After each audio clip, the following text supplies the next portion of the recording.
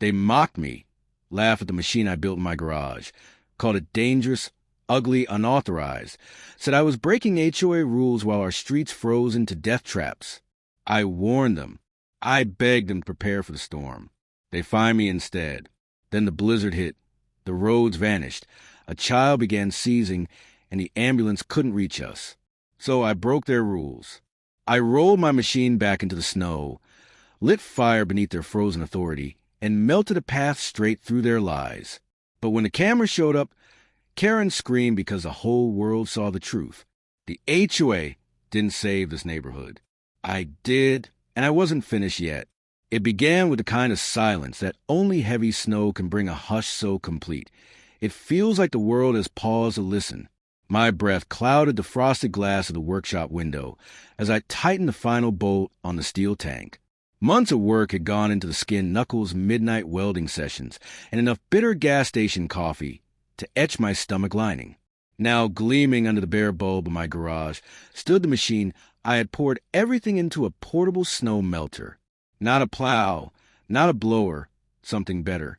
Heated brine circulated through radiant coils, melting ice on contact without gouging asphalt or cracking concrete. Propane-powered, mounted on heavy-duty wheels, it could clear a 15-FT swath in under a minute. I built it because Birch Hollow Lane never got plowed in time. And the last time it didn't, my wife paid the price. 3 years ago, a surprise January blizzard, roads untreated. An ambulance stuck 2 blocks away, lights spinning uselessly against a wall of ice. By the time the paramedics reached our door on foot, Allison was gone. She was 42. Her laugh used to fill every room she entered. After that night, the house felt too large and far too quiet. I told myself the machine was practical, a way to keep the street passable. But deep down, I knew it was also penance, an attempt to fix something that could never be fixed. The first real test came on a Tuesday, just after Christmas. I rolled out at 5:42 a.m. The sky still black and the air sharp enough to cut lungs. 8 fresh inches had fallen overnight. The neighborhood lay buried under a seamless white quilt. I primed the pump, turned the propane valve, and pressed the igniter. The burner caught with a low, hungry growl. A plume of steam billowed up as the first spray of hot brine hit the ice, and the snow retreated in sizzling waves, revealing dark asphalt like a wound closing in reverse.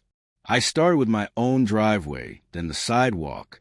Momentum carried me farther. By the time the sun edged over the ridge, pale and reluctant, I had carved a wide, steaming channel straight down the center of the block. The air carried the sharp tang of salt and heat. A few curtains twitched. Someone gave me a cautious wave. Kids waiting for the school bus stared open-mouthed, their breath hanging in excited clouds. For the first time since Allison's funeral, I felt something close to purpose. Then Karen Delaney appeared. She strode out of her house in a crimson wool coat, the exact shade of her lipstick and her temper, boots crunching through untouched snow clipboard. In one glove hand, phone in the other, she planted herself 10 feet away and declared loud enough for the entire cul-de-sac to hear, "You cannot operate industrial-grade machinery on HOA property." I didn't look up right away. I adjusted the pressure valve, wiped my hands on a rag, and said, "It's not industrial. It's homemade, and it's on my driveway." Her laugh was sharp, humorless. That makes it worse. Unregulated, unapproved equipment constructed by an unlicensed resident. There's a process, Jonathan. Forms, standards. I finally met her eyes. Is there a form for keeping the road open so ambulances can get through? She brandished her phone like a weapon. I've already filed a complaint. Article 6, Section 3, Mechanical Alterations and Unauthorized Installations. You'll receive formal notice within 48 hours. She didn't spare the machine a real glance, just glared at the rising steam as if it personally offended her, then turned on her heel and marched back to her house. From the porch, her husband Bill filmed the entire exchange on his phone. That was their routine, Karen commanded. From the front lines, Bill collected evidence from the shadows. The notice arrived the next morning, taped to my front door in a bright orange envelope. A $150 fine for operating an unapproved snow management device with daily escalation of $50. By week's end, I would owe nearly $500 for making the street safer than it had been in years. I stood in the garage holding the paper Allison's photo, smiling down from the shelf above the workbench. Liam, my 12-year-old, patted and wearing mismatched socks and asked if we were in trouble. I told him no, but inside, something shifted. I wasn't going to dismantle the machine. I was going to use it. I wasn't going to let a piece of paper stop me. Every morning after that first notice, I rose before the sun pulled on my boots and wheeled the melter out into the frozen dark. The burner ignited with a fierce, defiant burst, sending waves of heat rolling down the street. I widened the channel.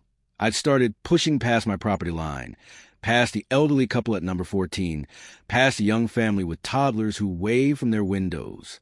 Each day the cleared path grew a little longer, a little safer, the asphalt gleaming wet and black against the endless white.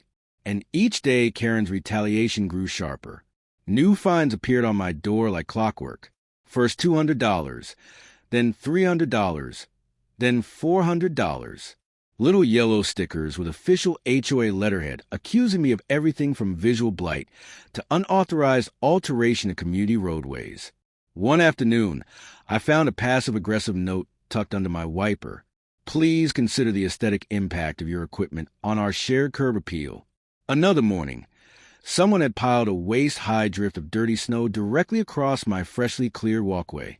The tire tracks leading away from it matched the wide stance of Karen's white Range Rover perfectly.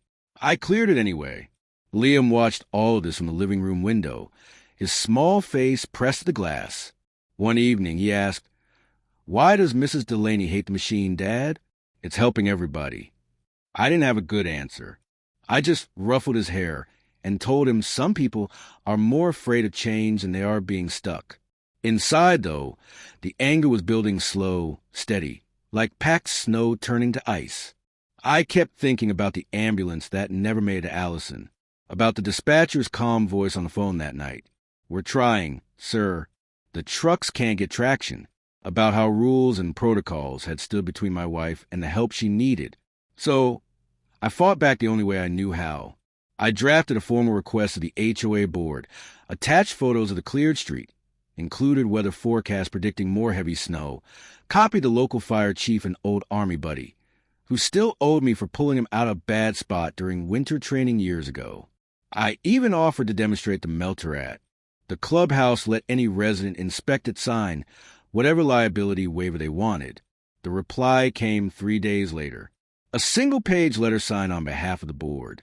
No individual names, no accountability.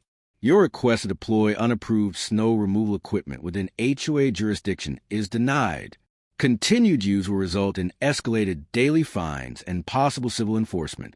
I read it twice, folded it neatly, and pinned it to the corkboard in the garage right beside Allison's photo and the yellowed newspaper clipping from the blizzard that took her. The headline still stung "Local woman dies waiting for ambulance delayed by snow." That night, I sat at the kitchen table long after Liam had gone to bed. The house was quiet except for the occasional creak of settling beams and the low hum of the refrigerator. I stared at the growing stack of violation notices until the words blurred. Then I made a decision. The machine stayed. The next week brought colder air and shorter days.